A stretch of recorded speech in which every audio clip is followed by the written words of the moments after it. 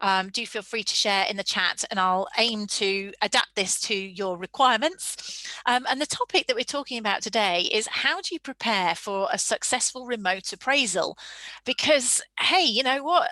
10 months ago, we were all in the office, weren't we? Coming around now to the end of an unusual year. So many organizations do appraisals in that sort of January to April time, and it's not a normal year by any stretch of the imagination, is it? So how do we actually prepare for this? As you've been introducing yourselves, I've got an introduction slide here, so I'll just let you read through that, because I know I recognise some names. Thank you to those of you who've been before. This is, I think, my first webinar of 2021, because we've been doing huge amounts of training.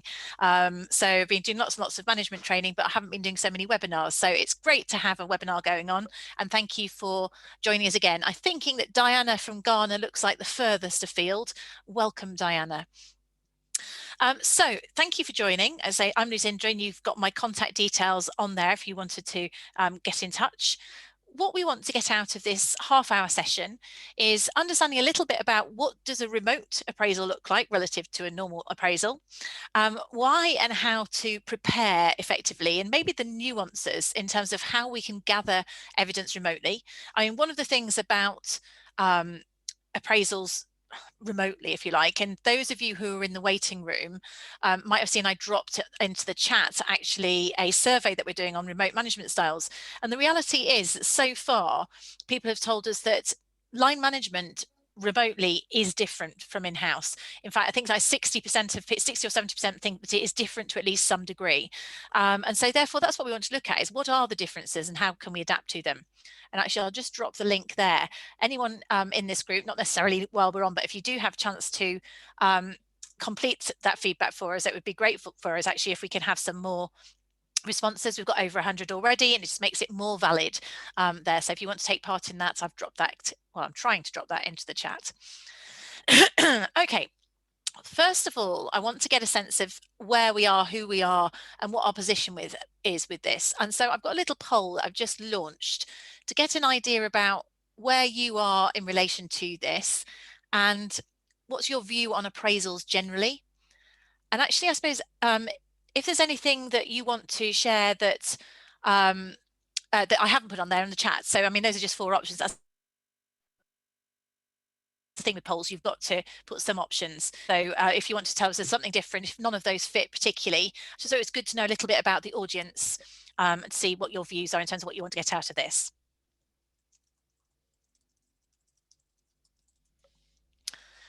Okay, well done. Got 81% of polling. Everyone's getting really on it now, I think, in terms of this. So I'll just give it a couple of more seconds, 3, 2, 1 seconds, and then I'll launch the poll and we'll see what it is here.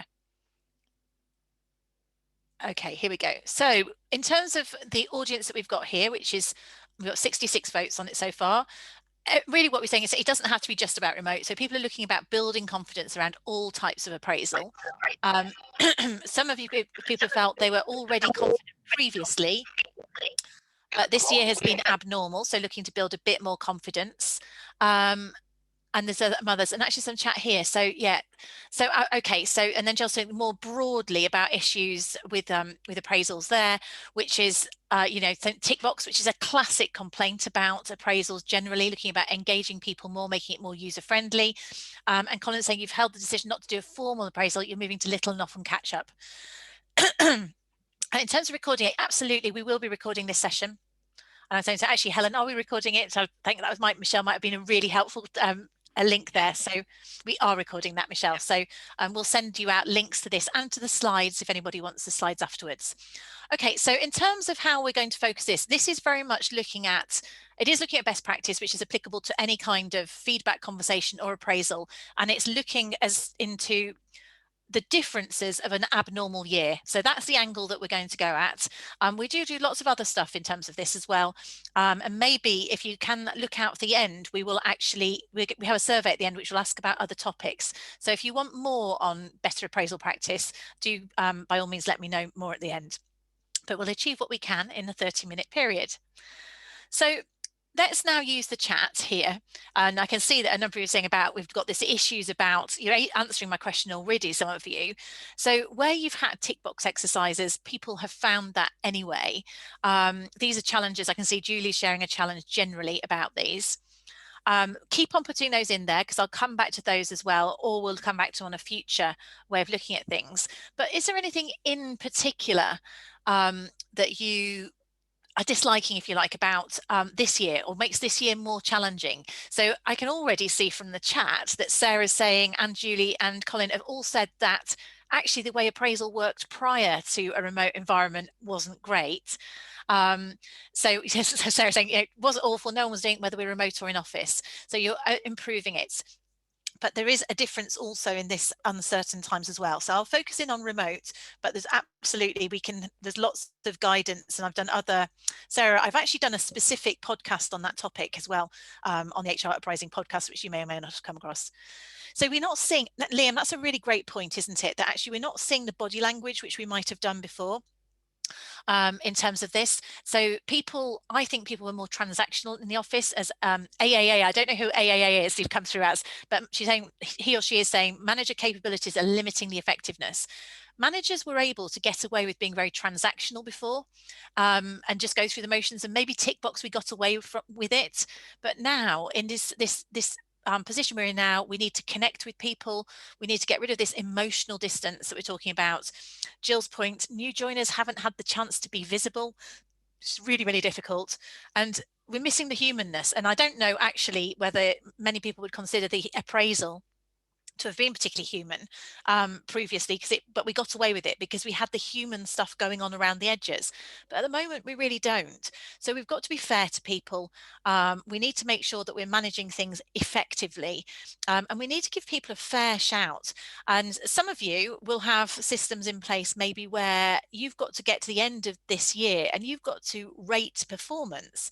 And actually, that's an interesting one. Do any of you let me know, have you got to connect your appraisal this year to some sort of performance evaluation or rating that may be linked to reward? Because that's quite common, and in a year like this, that is really, really challenging. So Michelle's just broken that. Okay, so lots of challenges going on. What's interesting is the challenges you're sharing are challenges about appraisal process overall and culture, aren't they? So let's focus in on, though, how can we make it a meaningful conversation? So if we're in a position where we are managing people, what can we do to make it meaningful? Because that's half the problem. People go through a tick box and they go, yes, yes, yes. They don't think about it sufficiently to make it meaningful. What sort of information do you expect, or would you want to be gathered on you in terms of that's a meaningful appraisal to gather information? So let me know in the chat what sort of information you would expect to be in as part of this discussion between you and your line manager. So Michelle's saying her well-being. So in terms of your appraisal, it should be about that. Julie saying looking at outcomes, what have been achieved. So if we're looking at outcomes, guys, that's a really interesting one in a year like this. Traditionally, how do we measure outcomes, or actually what is best practice in outcomes? Debbie's saying well-being, challenges, achievements and behaviours. Absolutely. Dave's also saying welfare, well-being, achievement objectives. Again, so you're on the same line, David and Debbie. So Sarah's saying, have I achieved my priorities or achievements? What am I doing well? What I want to improve on? What to keep on doing, plus general feedback. So you want it to be really relevant and personalized to you, don't you? Ben's saying, how well have I performed my job effectively in a remote environment? So have I actually done these things? And maybe has the remote environment made it harder, or does that mean that I've done more than I would have done? So there's lots of things here that we're saying, how well people have adapted, how well have you coped? So there's a huge well-being focus that's coming on here in terms of this, and two-way feedback. And it's how do we therefore gather this information or evaluate those? So if you've still got to go through an appraisal, so what we're talking about, all of this conversation in the comments is absolutely spot on about the human aspect. It's about the quality of the appraisal. Yet we still have to be objective, don't we? So what do we need to look at to be able to appraise performance fairly? What data do we need to look for to evaluate, or to ask them to evaluate how well they've achieved? So then here's Mary saying about evidence about meeting outcomes, performance targets, 360 feedback, values, examples. Have they grown and learnt? And where are the gaps in the skills and knowledge? Absolutely, that's really comprehensive.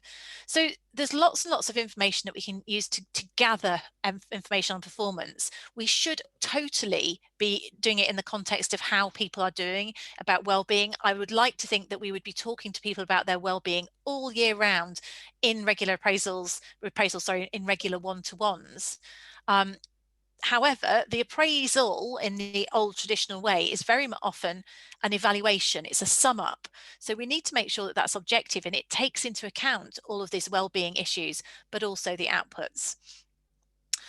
So these are sources, and this is in the context of evaluation, that if you are actually having to evaluate, then we would normally use to evaluate whether someone's achieving or performing or not. And the first one, a number of you put this, is that how well people performed against their job role, let's say, or objectives and milestones.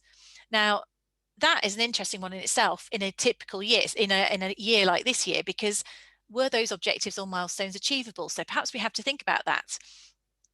The other thing is actually being aware of these people who've gone the extra mile. So the outputs or deliverables that they might have done that was extra. When you all moved remotely, did they take on the team socials, or did they look out for other people?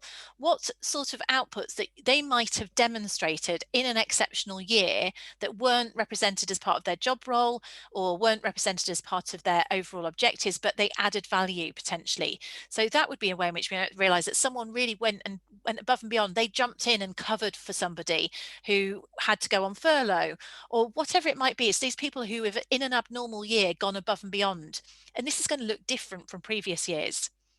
Absolutely, behaviours. Now, as you've said rightly in the chat, behaviours have been quite hard to observe, really, because you don't see as much of it, but they're not impossible. And we'll look at that as to how we can make sure we are actually being objective about behaviours there. Then we're talking about feedback. So feedback from customers or colleagues about people who've done well. Absolutely, feedback and examples from the individual. What have they done? What challenges have they overcome? What have they? How do they think they've gone above and beyond? What their views are on this? And the final one for me is mitigating circumstances on top of all of this. And I don't know what you think. I'm sure you probably know what I mean by mitigating circumstances. So as Michelle said, it could be barriers. So the classic is at the moment, the mitigating circumstances is people on furlough where you'd have to cover, people with homeschooling. So particularly with different, I'm lucky, I've got teenage kids. So to a large extent, I can ignore them except when they're fighting. But, actually, if you've got young kids and you've got a job to do, and then if those people ended up working different hours, longer days, but they worked different hours and still delivered, in that circumstance, does that mean that that's an over delivery for somebody who managed to perform under those circumstances? So whereas historically you'd say we have to be quite black and white about evaluation of performance, particularly if you did have ratings on there, really what we're saying here is we've got to include the shades of grey. It's really important that we are consultative and take into account that person's viewpoint as well. Nevertheless, objectives still are the foundation of a good quality evaluation, because we all need to know what is expected of us. And if we don't have good quality objectives, then we may well be aiming in the wrong direction. And that could be even more the case in a year like this year, because these are some of the challenges that you might find if you're running an appraisal or in your organization. Even if you are moving away from end of year appraisals, completely fine. The evidence says that it is clear objectives and regular feedback is the biggest driver of high performance in an organization. So that's what behavioral science says time and time again. So we should be getting line managers to agree objectives regardless of whether or not you have an appraisal, but it's having objectives and setting and giving feedback. Now, these are some of the issues that we have found when we've been working with people about this in terms of the objectives.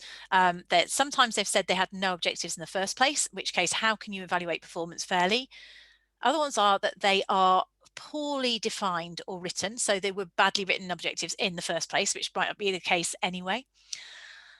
Third one might be that, circumstances got in the way. So other distractions arose which took both you and their eye off the objective. So maybe that objective became irrelevant, and you were too busy trying to do something else for you guys to talk about this and actually bring it back together, and actually say we should ditch that objective and replace it with a new one. So where we might say that best practice is keeping objectives updated, sometimes that might not have happened in this year because other distractions arose. And the final one is that maybe circumstances outside the individual's control, i.e. childcare, furlough, genuinely affected their ability to achieve. So if you were rating performance, the question here is, what would you put down in terms of this if you were going to choose whether one of these was actually a challenge? And I've put it in as a poll for you to think about. Are any of those challenges relevant for objectives that might have been set this year in your organization? And let's have a look, because this is going to make any kind of evaluation harder. And actually, it's going to make remote management harder in some cases. I'm just having a chance to have a quick read through the notes here.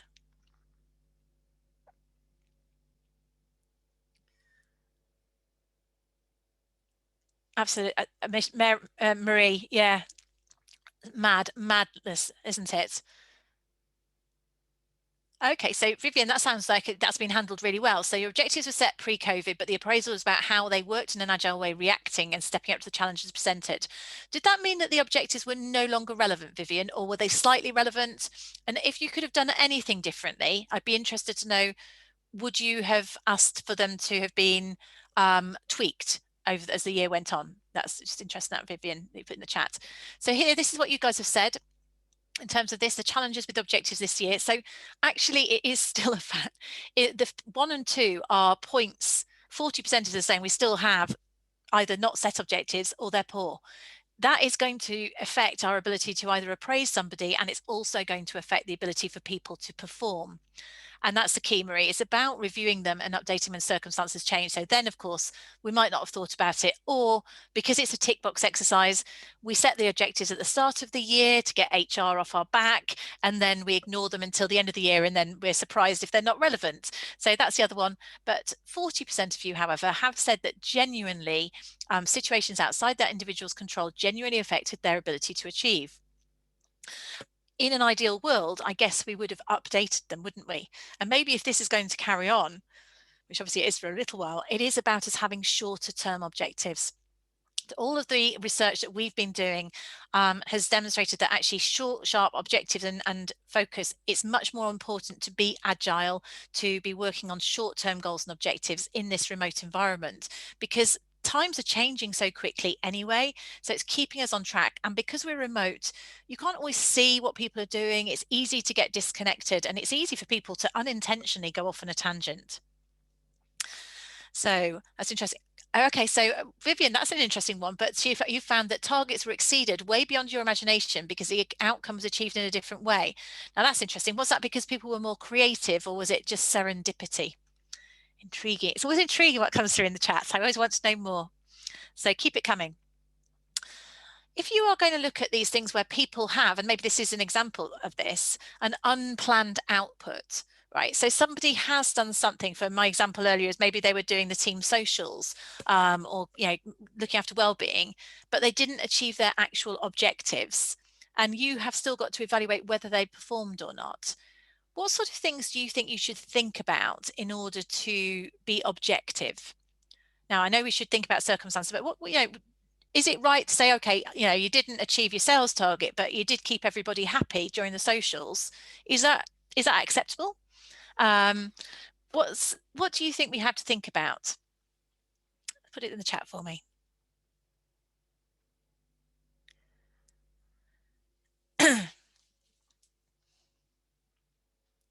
And so that is a general challenge with objectives, isn't it? So it's hard to make objectives inspiring if you're in quite a repetitive role, potentially. It's less about project. I mean, tips on how we can do that, be interesting about others. Maybe that is exactly where it is about doing something which is maybe team related, or it could be development related, or it just could be something if you ask the individual, what could they do that would make a difference? Sometimes it's just about challenging people. You can't always have lots of objectives, but you can have more than we think. So Danny's saying it's dependent on how much value it might have added overall. Did others consider this to be a real help? So considering other people's feedback. Vane is saying, does it depend if some of it's relevant to the planned objective? I think all of those we have to think about. So we've still got to be objective. So one of the things I'd say, so if someone said, I didn't achieve this, which was in my objectives, but I did do this. If we're going to say, well, that means on balance, that person performed to the best of their ability. Now I'm being tough here.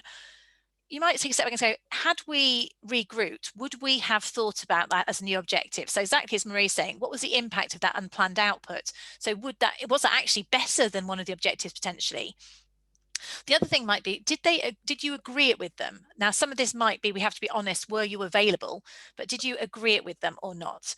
Was it something that was necessary and beneficial to the organization, achieve something worthwhile, or was it a displacement activity? And I always say a displacement activity is, things like tidying your desk or something, rather than, something that they want to do, as opposed to something that's genuinely adding value, because occasionally we might do things that are visible outputs, but they're not really, it might be in place of the hard, important ones.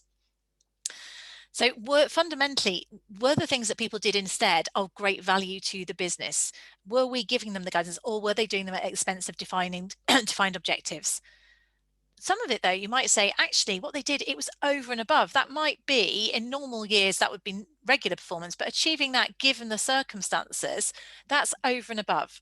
So all I'm saying is, if people do other things, it's very easy this year for us to go, oh, it's been a COVID year, write it all off. But if we have to try and be objective about performance, we should absolutely consider people's unplanned outputs, but we should still consider them with a little bit of distance and think, were they of the right value? And also take responsibility as to whether or not we helped people. And Sarah's saying this is something that's so important, because if you got someone on a PIP, people might be really hard on them because it was not achievable in certain circumstances. If it was different, if you're around people in the office, if you've got the support that you need. So it is really, really tricky at the moment. And it's all about us always taking a step back and thinking, does this add value? Have we been fair? Did this person have all the resources? Were they being managed? Did they have the support to perform? And the answer might be yes or no, in all honesty. It can go either direction. So that's about objectives and outputs, right? So which is your sort of task and your how. The other thing to consider is the behaviors. And as you've said in the chat, actually, it's been really quite hard to get behavioral evidence for many people, but not impossible. All right. Again, just because you're not seeing people daily, how might you see behavioral evidence? So if I wanted to say we've got a communication skills competency, how might I gather behavioral evidence of someone demonstrating a communication skills in these circumstances? What thoughts have you got there?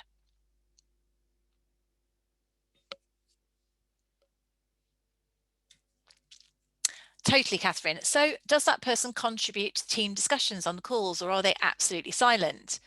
And also it could be chat as well. Communication, it's written chat, isn't it? It's not just unmuted chat. Virtual team check-in, so are they contributing to that? How they communicate there? Says Jackie.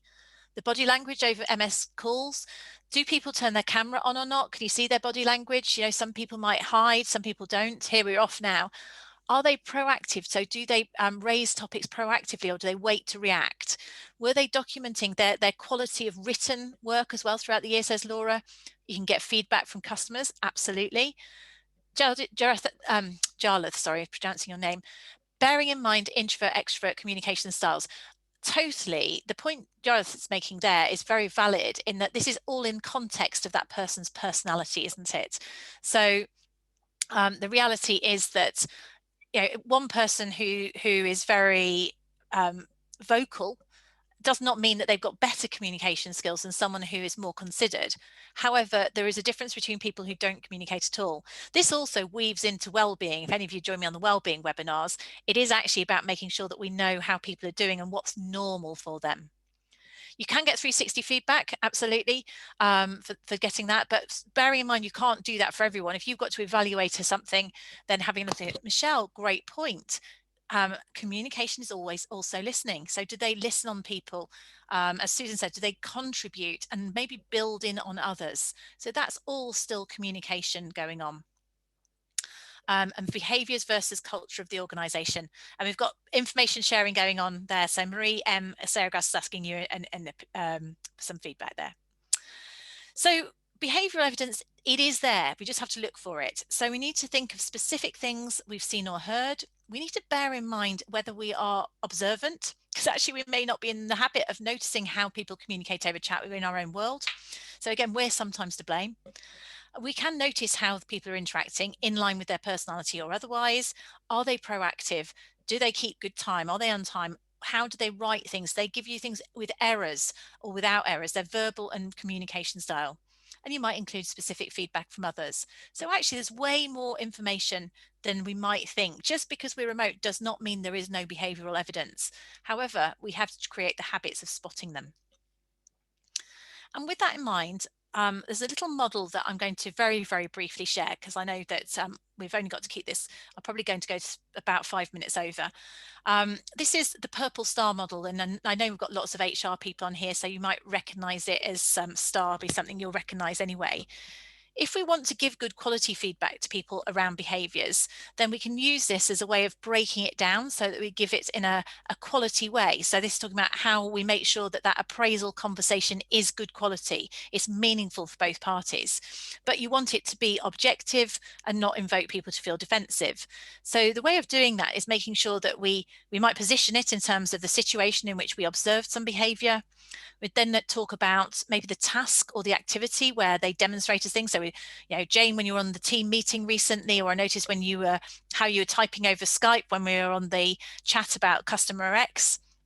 What I noticed, you were very, very responsive. You might come up with what they did or said, or the words you used were, or I noticed you were very quiet or very loud, and the result or impact. So what you're doing is you're setting the scene, you're being very clear and specific about the behavior that you noticed, or it could be a behavior. How do you translate that into? So the document that you submitted had lots of errors in it. That is still the output of their behavior. So it's the fact about what the output was and the impact. And so the result or impact then is the impact on me or on the customer or on the task was X. And then we have next steps. So if we use this, it's quite a nice way in which you could prepare some great quality examples for the appraisal. And therefore you are demonstrating that you've really thought hard about the behaviours that people are demonstrating. You've looked for those examples. It can also be about gathering evidence against objectives as well that you're doing here.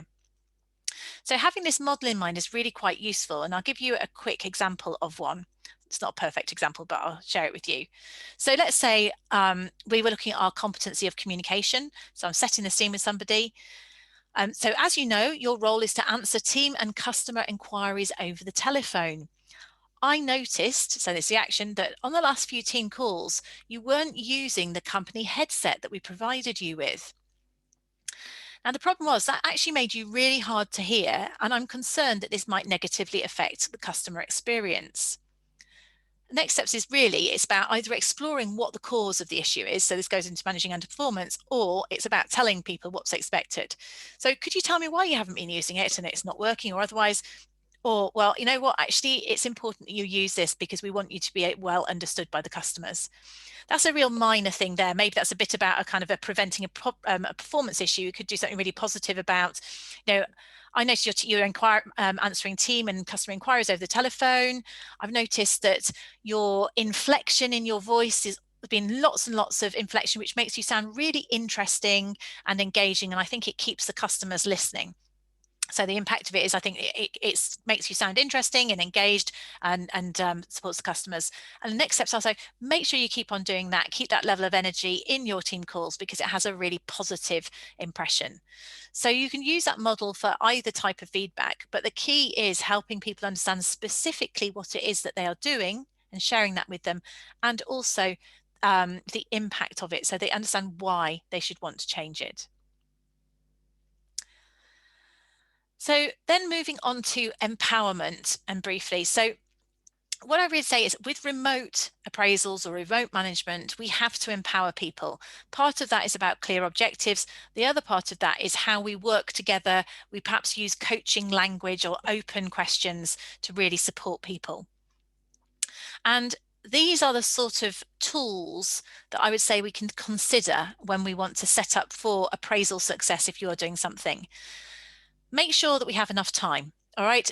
it really does take time to do a quality appraisal. And that means also booking some time in to think about doing things like a few of those STAR exercises that I just mentioned there. So to break it down so that you've got some nice examples that are going to really make that person feel that you put the thought into it. Because remember, if someone gives you STAR feedback like that, whether it's developmental or positive, it's clear that you've really thought about it and you're going to have that impact of making that person feel valued, which is one of the most important things and the purpose of a quality appraisal as opposed to a tick box appraisal. Now, choose an appropriate environment. So Microsoft chose that image. I don't suppose you're going to do it under a tree, but it's probably not going to be an office either. So in these circumstances, we have to think about what appropriate looks like. And right now, for people who've got young kids, it might be about making sure that it's yeah, quite, Michelle, exactly that. You don't want your appraisal when your 4 years running around. So we have to have empathy for the personal environment that that person's in. If they're someone very young and they're in a shared house, when can you have that appraisal that's an appropriate time for them, that's going to really, really work for them as well? So you have to agree that it's not about just booking a meeting room anymore. It is about, exactly as you all started by saying, asking questions. How are you doing? Listening first. That's one of the prime things, but being honest, constructive, yet upbeat. And so using that STAR model can be a really helpful way of doing it. I'd also say be prepared to have some feedback on recognition. Now, more than any other time, people need pats on the back. They need to feel recognized for the efforts that they've put in. They need to feel heard, but share the responsibility, because after all, they are with themselves 24/7. So ask them to pre-prepare. Ideally, maybe give you the opportunity to see what it is that they pre-prepared. It's often quite helpful. So you have an idea of it. We've got those information sources, the 6 information sources. So consider those, and I'd say consider them in a balanced way. So they may be mitigating circumstances, but they may not. So just because we've had an abnormal year doesn't abdicate everybody from performing at all, right? So, and sometimes it means people have massively overperformed. So it's still having that kind of objectivity in terms of our evaluation. And as I said at the start, make sure we build in preparation time to review and have those specific examples. Okay, so I always feel like I've got slightly more content than I can fit in a session. So I appreciate I had to go through a whistle-stop tour there. Really interested to think about what you might do, what you might take away from this in terms of reflections. I'm definitely going to look back through the chat. Thank you for everybody who's been so active in the chat, because there's some really, really useful context for people. Then some nice sharing of information, which is always great. I'm going to just put a feedback poll up for you. There are 3 questions, and I'd really appreciate it if you did get a chance to do it, because the third question is about what other subjects would you like? We are scheduling out our webinars for the year, and actually we've been adjusting them based on what we saw as people finding most important. So it's great. Thanks, Dave. I'm speaking really quickly. It's hard to get interaction and cover all the content over, actually. Thanks, Michelle. Thank you for joining. If you get a chance to fill the feedback poll out, great. Otherwise, just message us if you've got any. Check out the podcast and our website. And if anyone's not on the LinkedIn group, that's always a good place. We've got LinkedIn HR Uprising group where we can share information too. So thank you so much for joining. Thanks, Liam. I tend to remember. So it's okay that it's quick. I just have to speak fast. We will record it and we'll send out the slides to you. So thank you so much, guys, for joining. Oh, it helps if I launch the poll, of course. That's why people are leaving without doing it. If anyone who's still there now, I've managed to finally launch it, then that would be appreciated. Yeah, so I'm staying on definitely. So motivation as a manager and lots of appraisal. Oh, good question, Esther. How do you? All right, so what would I say about that? I would say, Esther, that you should space them out, so as much as possible. So maybe, over a period of time, if you've got a large team, can you delegate? And it's probably too late. So you probably in future, see if you can get down to have a team leader, so somebody else who wants management development who could do some of it. Other option is, can you do? I wouldn't do more than 2 in a day. I think I would probably try not to do more than 3 in a week. So space them out so that you can feel more enthusiastic. I appreciate that might mean diary management.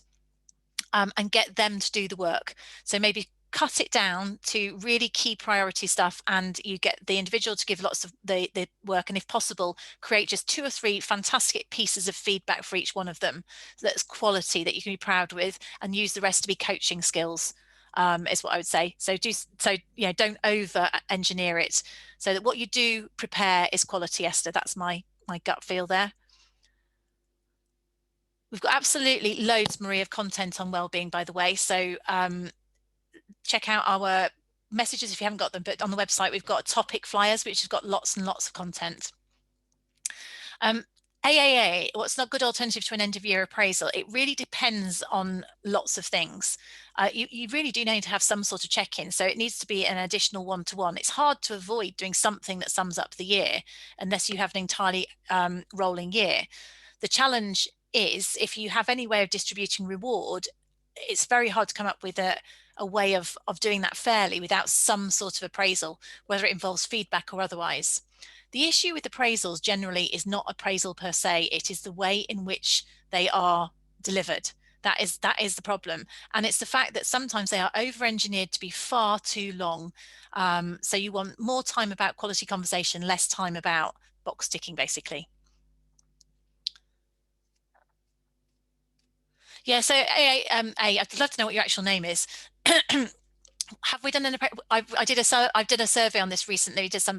In actual fact, 80% of organisations that we surveyed, and there was over 100, were still doing appraisal to some extent. They say that we've been talking about it. What we should all be doing is, regardless of whether you have an end of year appraisal or not, is we should be setting objectives, and we should be encouraging year-round one-to-ones or check-ins, which is the new terminology. But the reality is, that's the issue, is the fact that managers are not talking in a meaningful way to their people all year round. That's the key. Lauren, how do you keep, if you're still here, how do you keep people motivated when there's not opportunity for promotion? Find out what motivates them, because it's not necessarily promotion. If you look at the NHS, people don't work in the NHS for money generally. The thing that they ask for is opportunities for development. They want to learn and grow is the most common thing. So find out what motivates them. Maybe development would be something that you can facilitate. It could be something, it doesn't have to cost money. It could be mentoring. I'd say, Vivian, setting objectives post-COVID, go for quarterly is my view. Go for quarterly, and we should be just checking you make them agile. I think that's a good way to do it, full stop. Absolutely, Jackie. Short term, yeah. Okay. Nice to have you join again, Julie.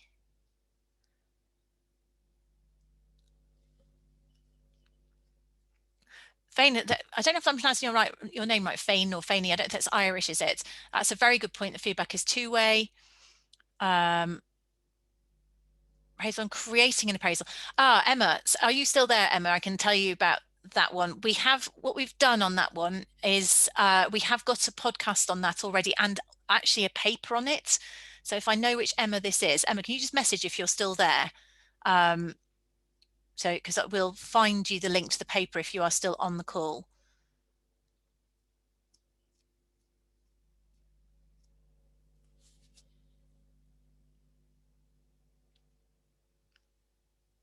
Oh, thanks, guys. I'm really glad you found it. Oh, it's Emma. Hi, Emma. Right, so you wanted the creating the appraisal one, did you? So do you know what, if I'm honest, the reason we didn't run it is because I've just been so flat out this in January training. I've been training all about remote management training. We've just been course after course. Emma, we'll send you, message me your new email, because you've probably got our email, but I will, if you guys just stay on one sec, is Helen, if you can, see if you can get the link, please, for the appraisal download, or what we can do is we'll send it out as well. The one that I was going to say that, yeah, and also we've got an appraisal topic flyer which has the link to that, and also all the appraisal resources that we've got. So I can that's a good point. So we have got a summary. So guys, if those of you, right, so you're interested in this, in that case, I will try to reinstate it, or what I might even do is do it as a small, low-key, chatty thing rather than a almost almost a sort of like coaching session. So you can share what you're trying to achieve, and we can just give advice relative to it, because obviously then I don't have to make it appeal to everybody. We could do that. So Sarah Grass, you're interested in that. Anyone else who wants that, if we'll grab this off the chat, we should have your emails. Right, okay, so you want a bit of an overhaul on it. So if I do it more as a sort of small group of us, let's say less than 12, sort of 6 to 12, we'll send you out the documents anyway. And then we'll probably do it on a Friday. That's usually, unless it's a non-working day, we'll do that. We can still record it, but we can make it interactive. Okay, brilliant. Sounds like I need to do it. But so we'll make it interactive in terms of that, and then we can make it easy. But we'll also send you the links of things that can get you, if it's urgent for you, we've got this content you can look at already. It is. I'm going to have to write it. I was going to go at the document. All right, brilliant stuff. So really great to have you. If there are any other questions, let us know. We'll send you the stuff out. You've got our details. So if there's something specific you want, just email us or message me on social media. info@actus.co.uk is our general piece. Yes, Warner, the deck will come out. What we'll do, it'll be later today or maybe tomorrow. You'll get a link to the video, this deck PDF'd, and also these other things that you're saying that would be useful, we'll send out as well. Probably be tomorrow just because of the recording. Yes, it does take a while for the recording to do. Yeah, it'll be tomorrow. Okay, guys. Thank you so much for joining, and thank you for voting and for the feedback. It's really helpful. Cheers. Bye.